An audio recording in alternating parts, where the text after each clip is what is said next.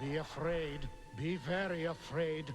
One life-sucking Metroid survived the first Metroid adventure, and it's multiplying rapidly. You must help Samus save the universe again in Metroid 2. So we're giving you more power and mightier weapons to search a bigger world. Game Boy sold separately. Destroy or be destroyed. Metroid 2, The Return of Samus, only on Game Boy. The future is in your hands. Okay, for starters, that's not really accurate to the story of Metroid 2, and also that was really creepy for a Nintendo commercial, wasn't it?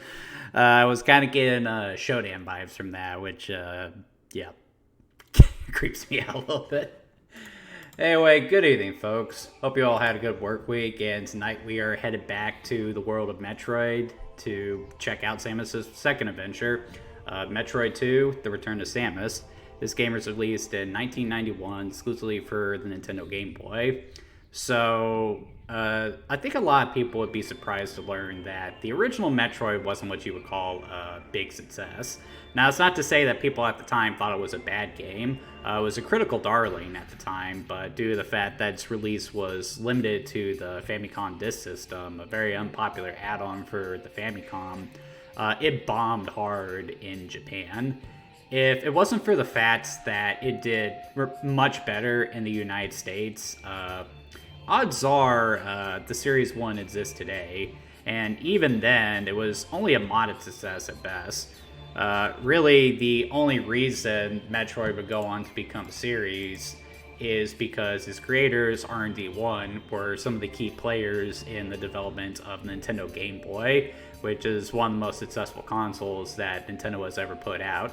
After basically taking the handheld market and ensuring that Nintendo would own it forever, R&D 1 was given the green light to do whatever they wanted, and what they wanted to do was another Metroid. However, Metroid 2 would end up not doing terribly well. Once again, it wasn't considered a bad game by anyone.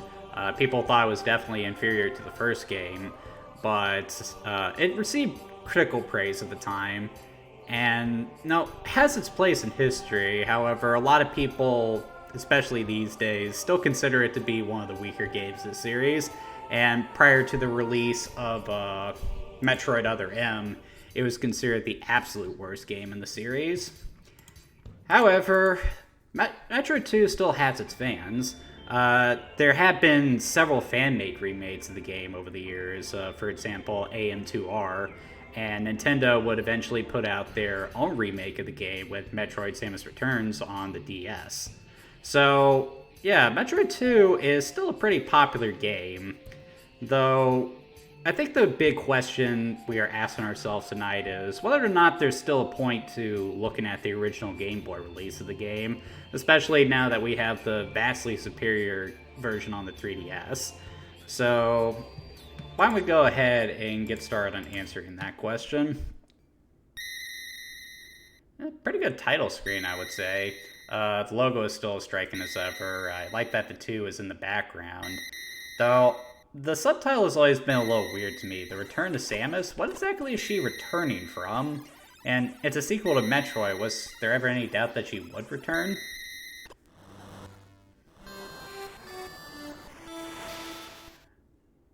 Okay, so I know what a lot of people are probably thinking right now. Man, that is ugly. This kind of goes to what I was talking about in regards to play of Metroid 2 on original hardware. The original Game Boy wasn't backlit, it didn't have color, and the back of the screen was this really nasty green. So this is kind of what you were stuck with if you played it on original hardware. Oh, that definitely looks a lot nicer, doesn't it? Just the black background, I like the crystal blue that they got there, very metallic. Nice.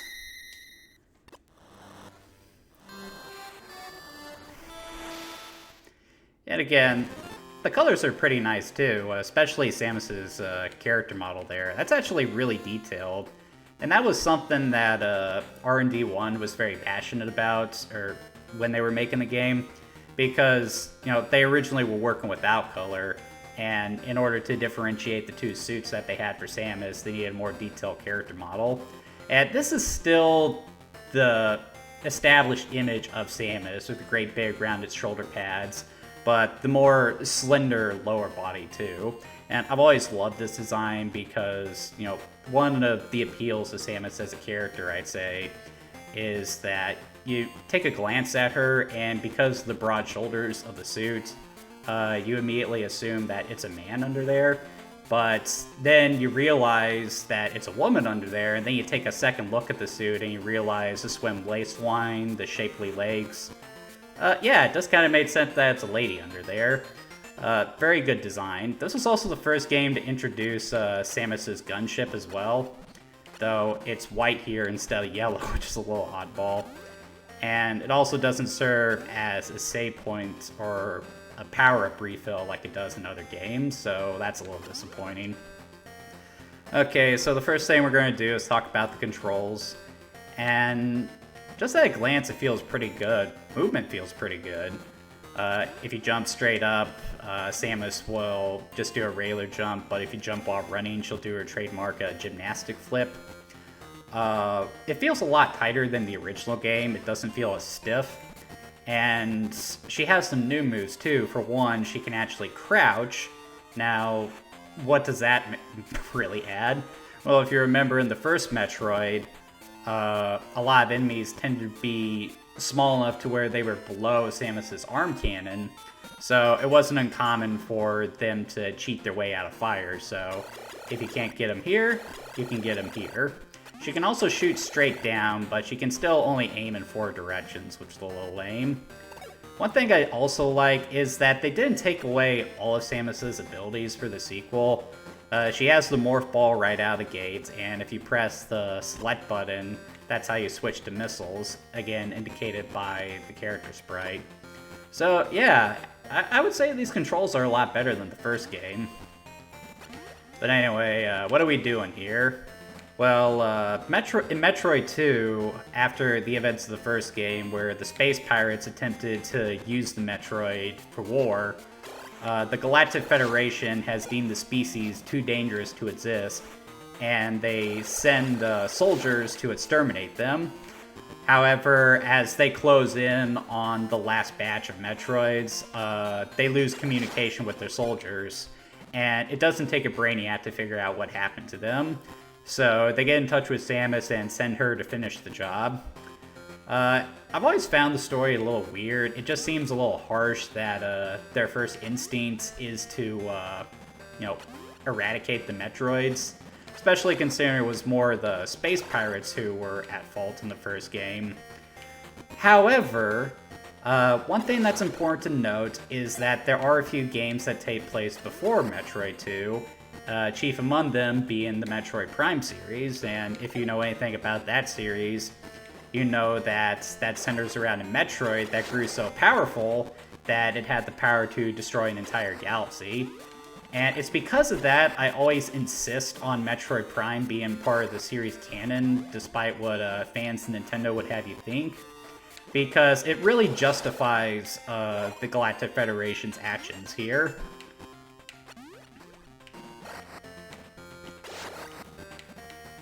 In regards to the presentation, as I said, Samus's character model is really big and detailed for the Nintendo Game Boy. And again, part of the reason they did that was because they need a way to differentiate between the power suit and the various suits. However, that does come at the cost of, Samus just taking up a lot of real estate on the screen. And because of that, the game world can feel a little cramped, which some people would say makes it a little bit scarier, but it also doesn't help that there isn't a whole lot to the game world when you get down to it. What you're seeing here, this is basically what you see for most of the game, which is just kind of disappointing, but that's also a problem that the original Metroid had. The presentation just wasn't up to the point where we could really depict a varied alien ecosystem. Music is pretty strong by Game Boy standards, though. Some of these tracks would go on to become series staples. Though I wouldn't say it's quite as iconic as the original game, that's for sure. Hey look, here's our first Metroid. And... Wait a minute. There's one item I don't have here, and that is the freeze beam. Everyone knows how you take out a Metroid. You hit it with the freeze ray to stop it, and then you pump it full of 5 missiles. I have the missiles, but I don't have the freeze ray. So, what the hell are you doing here, Samus? You're gonna get massacred. Oh well, let's see if we can kill this thing. Oh, that's not supposed to happen. Ah! Back off!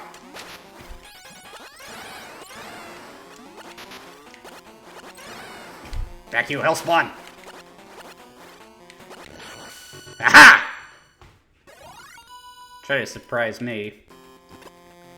So yeah, that's part of the reason why the Galactic Federation people ended up disappearing. It's because the Metroid started to evolve on them. So the tactics that they employed to defeat them, which were probably given to them by Samus, suddenly didn't work. But now all you need to take them out are missiles, so why is it they're so much harder to fight now? Some plot holes there, and I can't say that the sequel makes it any better, though. Not the sequel, the remake makes it any better. Though at least in the remake, they make it a point to depict the evolved Metroids as a little bit bigger, whereas here they're all about as big as Samus. And these Metroid carcasses that you have here also important to the gameplay, because that's always your indicator that there's a Metroid up ahead that you need to take out. So earlier you saw the screen shaking, so that was an earthquake. Unlike the previous Metroid game, where progression was based on finding power-ups and items to allow you to progress further into the level, the world map, I mean. Here, progression is based on the eradication of Metroids. So we didn't come across it, but there was a pool of lava somewhere on the map that prevented me from going any deeper into this cavern. And what just happened was I destroyed the minimum amount of Metroid, and therefore an earthquake occurred and drained some of the lava, so now I can progress further into the game. Because of that, a lot of people have said the Metroid 2 is a little more linear than the original game, but I don't agree with that, because a big part of the game is still exploring to find items needed to progress further into the map. It's just that it's not the only thing you have to worry about here. It does make the gameplay slightly repetitive, though, as the main thing you're fighting throughout the game is, you know, just the very forms of the Metroid.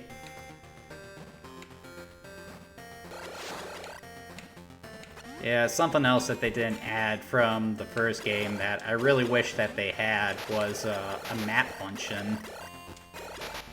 No, I don't need to kill that thing.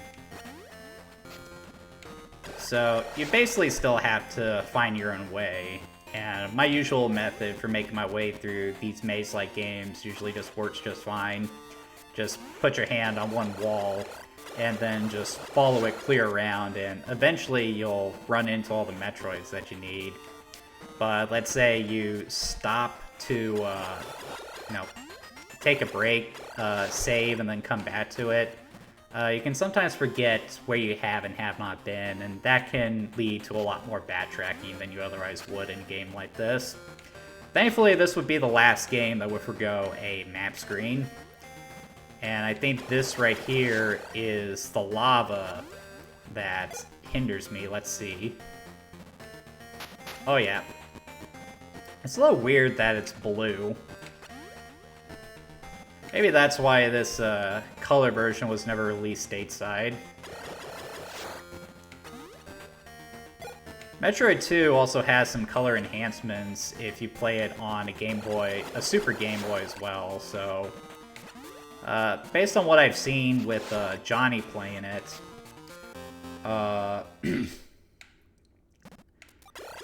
it tends to look a bit better in that way, so maybe that's the best way to play the original Metroid 2. No? But we do have a hatch. 1, 2, 3, 4, 5. It still annoys me that you gotta waste 5 missiles to open those doors. Just make it 1. There's no point to that. What we got here?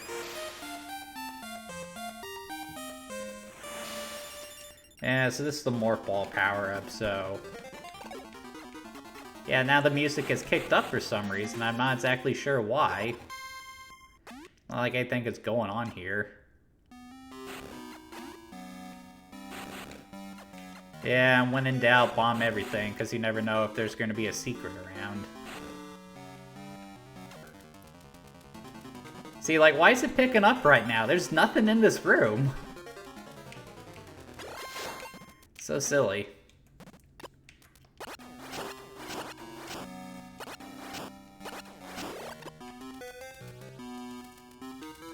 Ah, got ourselves another power-up. What do we have here? Ooh, the Ice Beam. Unfortunately, that's not going to be terribly useful now, will it? Since the evolved Metroids are immune to the Ice Beam.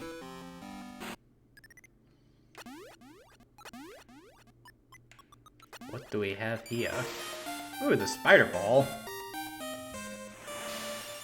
So this is one of the new power-ups that they introduced. So how this works is I push down on the D-pad and now the Morph Ball will stick to anything, which will allow you to get to new areas in the game that you previously couldn't explore. I actually think that's a really good power-up, but it also does kind of make the game a little slow because you need to use the Spider Ball to get to a lot of different areas, and as you can see, it moves kind of slow in comparison to the Morph Ball. So it can bring the pacing down a good deal, especially at this stage in the game where, you know, you're still trying to get a feel for everything. Looks like there's something in here. Can I go here? I also really hate this right here, so I'm having trouble moving on this corner. So, like, I'm on a horizontal surface right here. If I push to the right, Samus will move that way, and she'll keep moving. But if I let off the D-pad and then try to move that way again, she won't move. When you're on a wall, you gotta push up to get going again, and that can get a little confusing, especially when you're trying to do something in rapid succession. Let's see. There it is. Oh, why are there spikes there?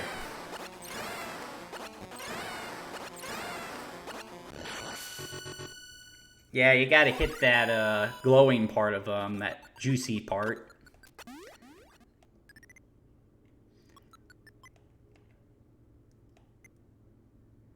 Ah, crap!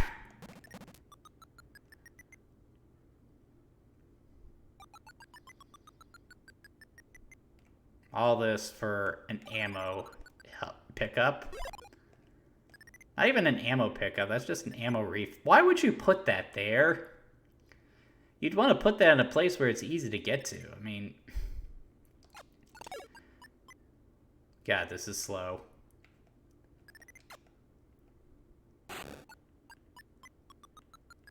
Here we go. Again, why would you put a health charger right there? I mean... That's just tedious to go back to if you need it. I know it's around here somewhere. I can feel it in my gills. Ah, here we go.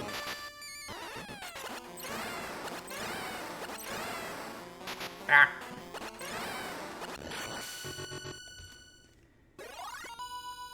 Oh, look at this guy right now. He can't get me up there, can he? It's kind of cute when you look at it, though, in a demented kind of way. Wait, let's give it a chance. Come on, buddy. Come on. Come on. Come on, get down here. There you go. Feel kind of bad for picking on these things. Honestly, as controversial as the statement as it is, I honestly think the original Metroid is the worst game in the series, just because it's aged so poorly. I know a lot of people would say Other M is the worst one in the game, but that's primarily just due to the story, which, granted, is really bad, but the gameplay itself is okay, so I wouldn't say that one's the worst. I wouldn't say it's a great Metroid game because the exploration aspect isn't really there, but it's still a fine game, but we'll get to that one at a later date.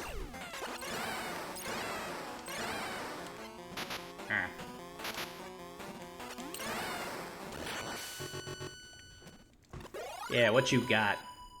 Oh yeah, I didn't even mention that there's a counter down there at the bottom, but imagine looking at that on a tiny Game Boy screen. You probably couldn't even see what number that is. Guess I need to shoot it. Yep.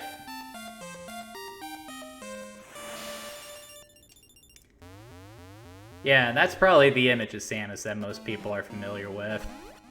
That's why they wanted such a detailed character sprite, so people could see the rounded shoulder pads. All there being one through here. If I'm not mistaken, this is our first Super Metroid that we come after, or the next one. Oh yeah, this one got bigger. Ah! You stay away!